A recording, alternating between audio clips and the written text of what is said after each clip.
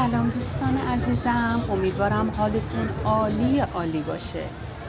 امشب اومدیم به مرکز شهر شیراز تا از حال و هوای این شبها و تفریحات شیرازی ها براتون ویدیو تولید کنیم. همونطوری که میدونید شیراز شهر شعر و عشق یکی از مقاصد جذاب برای گردشگران خارجی هست.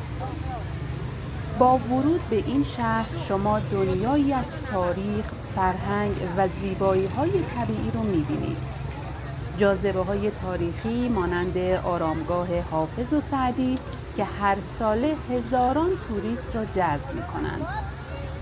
این مکان‌ها نه تنها زیبایی‌های معماری رو به نمایش می‌گذارند، بلکه با اشعار و حکمت‌های عمیق خود روح انسان رو نوازش می‌کنند.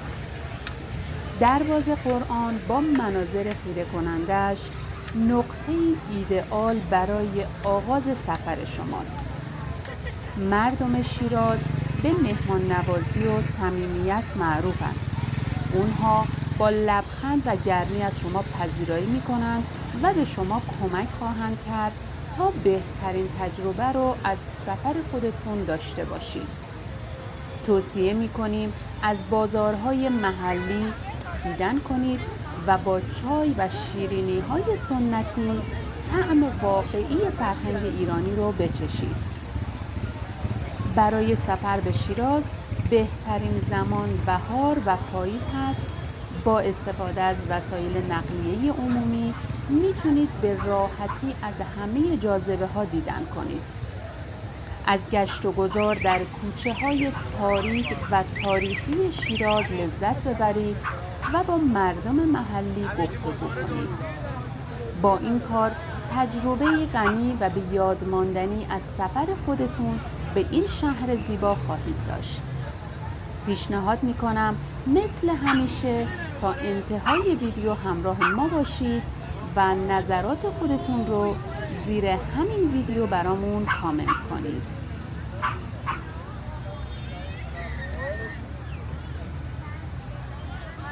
دوستان عزیزم، ممنون میشم اگر هنوز هم کانال ما رو سابسکرایب نکردین همین حالا عضو کانال ما بشین و زنگوله رو هم فعال کنید تا همیشه از انتشار ویدیوهای ما با خبر بشید.